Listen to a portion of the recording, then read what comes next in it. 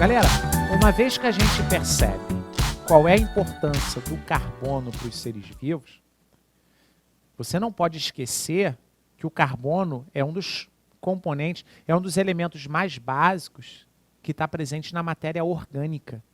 E quando se fala em matéria orgânica nos seres vivos, a biologia se preocupa muito com, vê se são nomes fáceis para você, carboidratos, lipídios, proteínas, vitaminas e ácidos nucleicos. Esses compostos você come. E os produtores? Concorda comigo que eles têm que ter a capacidade de produzir o próprio alimento? Então, se eu penso num vegetal, esse vegetal ele vai absorver muitos nutrientes do solo, matéria inorgânica, principalmente sais minerais, além da água, que é uma molécula. Absorve água e sais minerais do solo. Leva isso para as folhas. As folhas têm uma boa capacidade de capturar gás carbônico da atmosfera. Os vegetais mais complexos têm folhas que apresentam estômatos. Estômatos são tipo janelas. Quando a janelinha está aberta, o gás carbônico entra. Ou seja, a planta absorveu água e sais e capturou o gás carbônico. E fazendo fotossíntese, ela consegue produzir o próprio alimento dela. Porém, nesse momento, o nosso foco é pensar em alguns problemas que esses gases podem desencadear na nossa atmosfera. Dá uma olhadinha? Olha nosso títulozinho do slide. Ó. Dentro do ciclo do carbono, a gente tem que se preocupar muito com o famoso efeito estufa. Galera, para quem não lembra, efeito estufa é algo efeito estufa é algo extremamente importante. É algo natural. Se não existisse efeito estufa, a temperatura do planeta provavelmente seria negativa. Ou seja, efeito estufa é algo muito bom. O problema é que ele já chegou num nível que ultrapassa aquilo que é considerado o ideal. Ok? Então a gente vai se preocupar nesse momento muito com o efeito estufa, que é uma das principais poluições atmosféricas que o Enem costuma abordar. Acompanha comigo. Principais gases e principais consequências. Essa é a minha preocupação. E aí eu mostro para você que tudo que a gente estava falando no slide anterior sobre a produção e o consumo de gás carbônico tem como principal objetivo direcionar para esse pensamento. Então, esse gás carbônico, ele é um dos principais gases da nossa atmosfera. E nós temos também um gasinho, ó, CH4. Para quem não lembra, esse CH4, ele é o famoso gás metano. Enquanto o gás carbônico é produzido por vários seres vivos, esse gás metano, ele é produzido por um grupo de bactérias. Olha como é que tem um nome bonitinho, ó. É um grupo de arqueobactérias, bactérias especiais, bactérias metanogênicas. Bom, o radical metano dá a ideia desse gás. Na verdade, não é nem o radical, e sim a palavra. E o radical, a palavra gênica, tem a ver com produção. Então, o gás metano é produzido por bactérias metanogênicas, bactérias produtoras de metano. E essas bactérias, elas estão presentes. Foca nisso, ó. Se preocupe bastante com esse carinha. O gás metano é produzido em grande quantidade pelos principais seres vivos que você conhece, pensando basicamente em boi e vaca, principais seres vivos herbívoros, cuidado, ruminante não é todo herbívoro, ruminante é um ser vivo que apresenta 4 cavidades estomacais, ok? E o principal exemplo é o boi, o principal exemplo é a vaca. Mas o problema não é o boi e a vaca. O problema para a atmosfera é que no tubo digestivo desses animais tem muitas dessas bactérias. E essas bactérias, elas vão se alimentar. Elas vão fazer o processo energético delas, para elas se manterem vivas. Só que o grande problema é que um dos produtos do processo energético dela é o gás metano. Então, esse gás é produzido no tubo digestivo dos ruminantes, só que pelas bactérias. E esse gás ele vai ser liberado pelo tubo digestivo do boi e da vaca para a atmosfera. Ok? Dá uma olhadinha, ó. Perceba, esse gás também é produzido no solo. Existem bactérias que vão fazer decomposição, são as mesmas, ó, bactérias metanogênicas. Elas vão pegar um composto orgânico, vão fazer a degradação sem usar gás oxigênio. Ela vai fazer a decomposição anaeróbia, que tem como objetivo, mais uma vez, produzir energia para ela. Porém, o gás metano é uma das substâncias produzidas. Mas olha o detalhe. Quando eu falo para você principais gases, eu estou direcionando para a prova, tá? Na verdade, pode ser qualquer gás que tenha 3 ou mais átomos. São os gases que têm uma grande capacidade de retenção de calor. Como é que funciona basicamente? A gente vive, obviamente, temos nossa atmosfera, e numa camada um pouquinho mais alta da atmosfera, existe a formação de uma camada de gases estufa, onde eles se concentram. Essa camada de gás não influencia em nada na passagem da radiação solar, dos comprimentos de onda emitidos pelo Sol. Então, pensa, ó, temos o planeta com uma camada de gases estufa. A radiação, os comprimentos de onda do Sol, passam por essa camada de fora para dentro com facilidade. E quando os comprimentos de onda do Sol batem no solo, existe uma grande transformação de energia. E o solo começa a irradiar calor. Essa energia térmica, ela começa a ser liberado para camadas mais superiores da atmosfera. Só que chega num determinado momento que esse calor ele vai entrar em contato com a camada de gases estufa. E a propriedade dessa camada é, ela retém calor. Ok?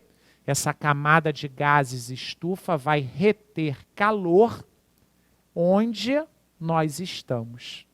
Por isso que é muito comum, principalmente no sul, por causa da amplitude térmica, um frio bem forte. Em locais mais frios, estou pensando em sul do Brasil, em locais de serra, é muito comum fazer o plantio de vegetais ornamentais dentro de casinhas de vidro, dentro de estufas, justamente com o objetivo de a temperatura dentro da casinha de vidro é maior do que a temperatura do lado de fora, porque a radiação solar, comprimentos de onda, atravessam o vidro, batem no solo e uma parte da energia é liberada na forma de calor. E esse calor ele não se dissipa completamente através do vidro. Por isso que a gente pensa, casinha de vidro funciona como uma estufa, só que o efeito estufa já chegou num nível extremamente prejudicial. Dá uma olhadinha para a imagem. Perceba, ó, essa imagem ela já caiu num vestibular bem conceituado no Brasil, que mostra justamente esse ruminante eliminando um gás pelo tubo digestivo, e nesse gás há o predomínio de gás metano.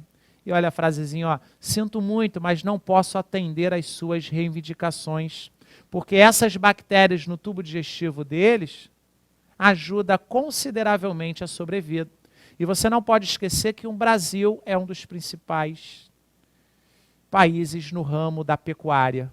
E, consequentemente, conforme maior o número de gados, conforme maior a atividade da pecuária, maior a emissão desse gás. Ok? Mas eu volto a falar, são gases que têm, para causar o efeito estufa, gases com 3 ou mais átomos. E eu queria te mostrar um detalhe importante. Acompanha comigo. Na nossa atmosfera, Quais são os gases que estão presentes em maiores proporções? Pensa comigo, ó. Nossa atmosfera, nós temos aproximadamente 78, 79% de gás nitrogênio. Galera, gás nitrogênio tem 2 átomos. Se o gás nitrogênio contribuísse para o efeito estufa, a gente ia estar bem complicado. 21% de gás oxigênio. Opa, gás oxigênio, 2 átomos, se ele contribuísse, isso quer dizer que 78 com 21, nós temos aqui, ó, 99% dos gases que apresentam apenas 2 átomos. Belezinha? Isso quer dizer que, ainda bem que o percentual dos gases com 3 átomos é pequeno. Só que é pequeno e está aumentando consideravelmente. Principalmente gás carbônico e gás metano. Alguns outros gases também, com 3 átomos, são liberados na atividade industrial. E eles vão seguir a mesma linha de pensamento. Beleza? Mas quais são as consequências disso para a gente? Dá uma olhadinha, ó. Perceba, se a temperatura média anual em função do aquecimento global, então toma cuidado com isso. Aquecimento global não é todo dia ficar mais quente, tá? Aquecimento global significa que a temperatura média do ano, a cada dia que passa, vem aumentando. Não pensa que todo dia vai ficar mais quente, não, porque senão o inverno vai acabar. Beleza? Volta para a imagem. Derretimento do gelo por causa do aumento da temperatura média do ano. Belezinha? Segundo tópico importante para a gente, alterações climáticas, regimes de chuva e seca muito alterados. Geralmente, onde chovia frequentemente, eu posso agora ter chuvas mais intensas ou então períodos mais severos de seca. Sinceramente, as condições climáticas começam a ficar meio loucas. Formação de tornados, formações de tsunamis, ou seja, muitos problemas ambientais. Eu não estou botando a culpa apenas nisso, tá? Eu estou mostrando que essas alterações climáticas, em função de mudanças térmicas, influenciam o planeta de diversas formas. Beleza? Terceiro tópico, extinção de espécies. Bom, tem muita espécie que não consegue se acostumar com uma temperatura média anual muito elevada. Lembra de seleção natural, os seres vivos eles são adaptados ao ambiente onde eles vivem.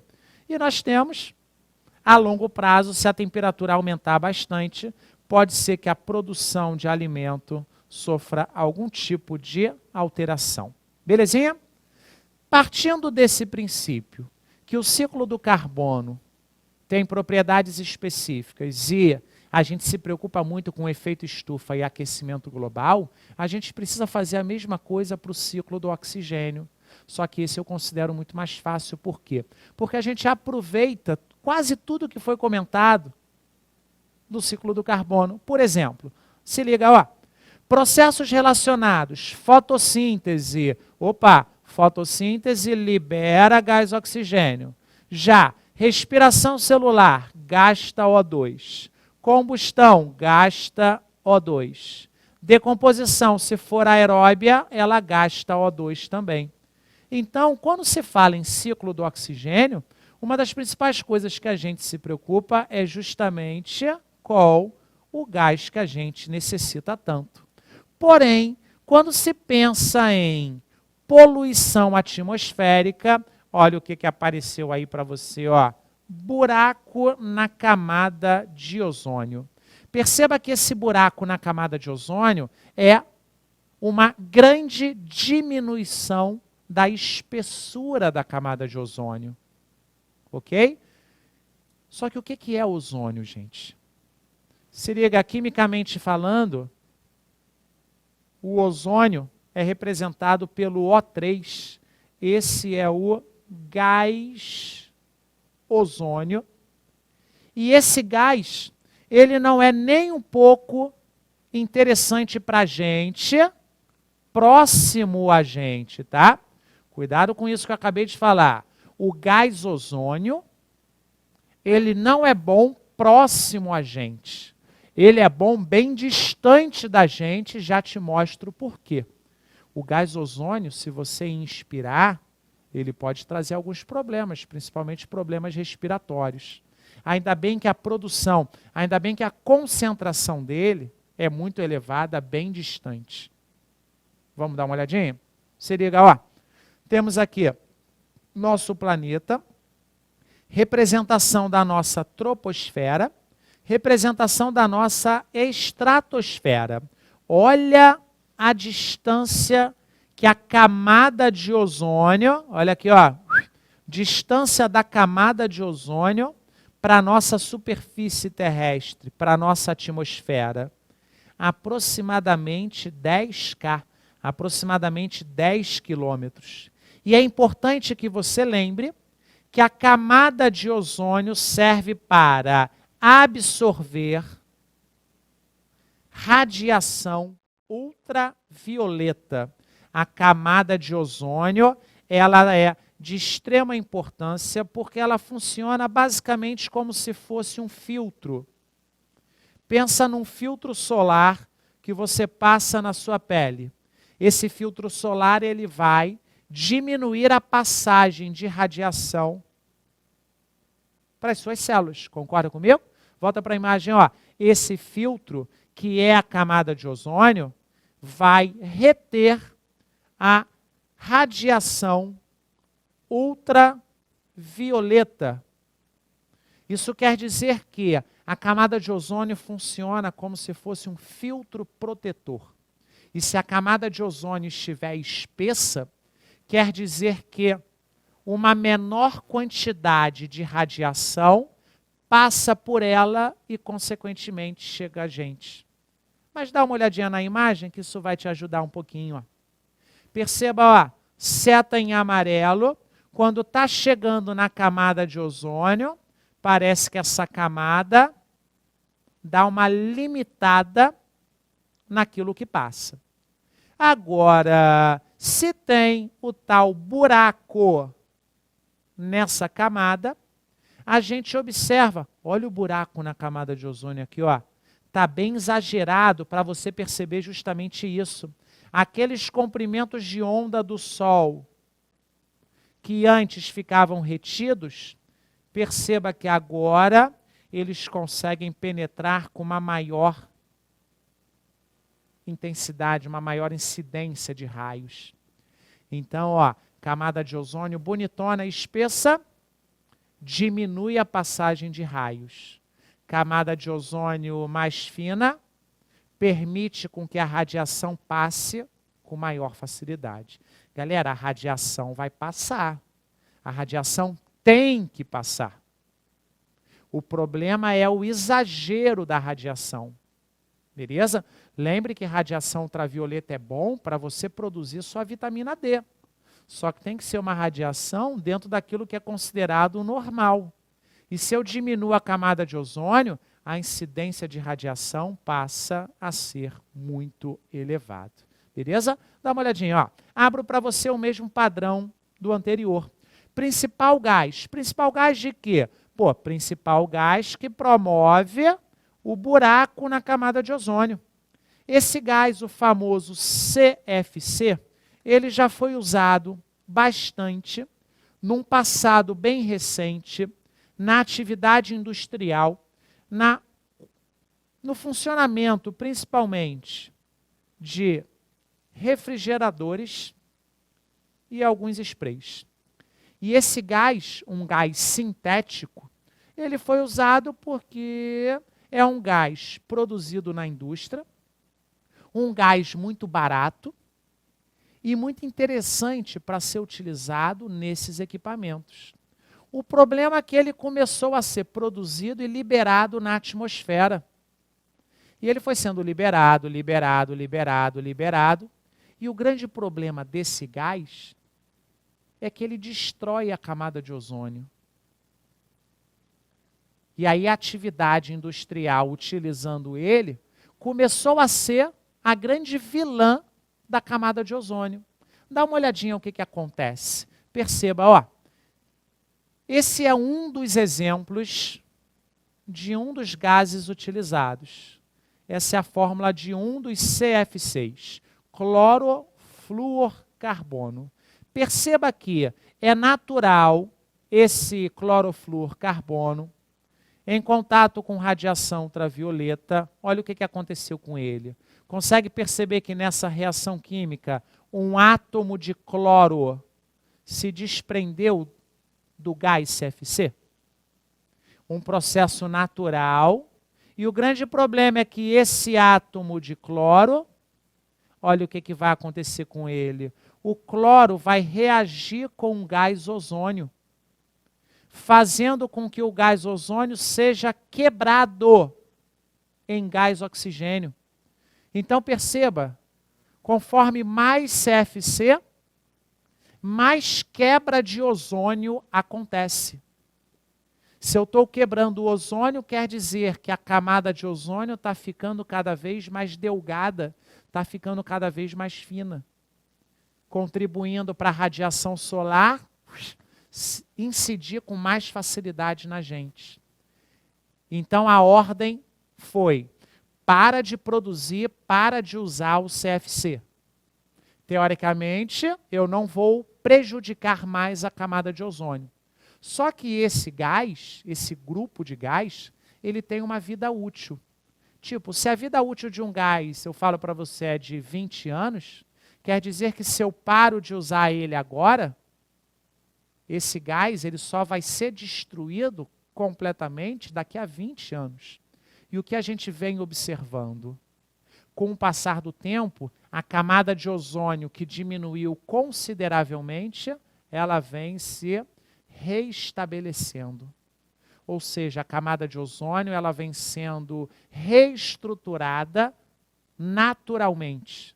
Porque dependendo do comprimento de onda que o Sol emite, moléculas de gás oxigênio se transformam em moléculas de gás ozônio. Ou seja, é um processo natural de produção de gás ozônio. Então, geralmente a gente pensa assim, ó, o ser humano utilizando o CFC prejudicou a camada de ozônio. Parou de usar, a quantidade desse gás, com o passar do tempo, vai diminuindo e, naturalmente, o gás ozônio ele vai sendo formado novamente. Lembrando que, mais uma vez, esse gás é bom que ele esteja bem distante da gente, porque o objetivo dele é proteger contra a radiação. Se liga nas consequências para você fechar esse pensamento de ciclo do oxigênio e camada de ozônio. Uma das consequências da grande incidência de radiação na gente, infelizmente, é o câncer de pele. Provavelmente você sabe que a incidência desse tumor maligno vem aumentando consideravelmente. Por isso, a grande necessidade da utilização de filtro solar. Segundo tópico, o comprometimento da visão. A radiação para os nossos olhos não funciona da melhor forma possível. Lembrando que eu estou pensando em radiação ultravioleta, ok? E o nosso terceiro e último tópico, o envelhecimento precoce. Muita radiação na nossa pele, a radiação ela começa a agredir o colágeno. E lembra, colágeno é uma das principais proteínas do seu corpo. Colágeno é uma proteína que está presente em grande quantidade na sua derme, que é um dos tecidos da pele. E o colágeno faz com que o seu tecido seja bastante resistente. Se eu agrido o colágeno, esse tecido começa a ficar menos resistente. Beleza? Lembrando que o envelhecimento precoce é justamente isso. O que teoricamente iria acontecer com uma fase, com uma idade mais avançada, os prejuízos do envelhecimento, eles acontecem numa idadezinha anterior. Belezinha? Use filtro solar. Valeu!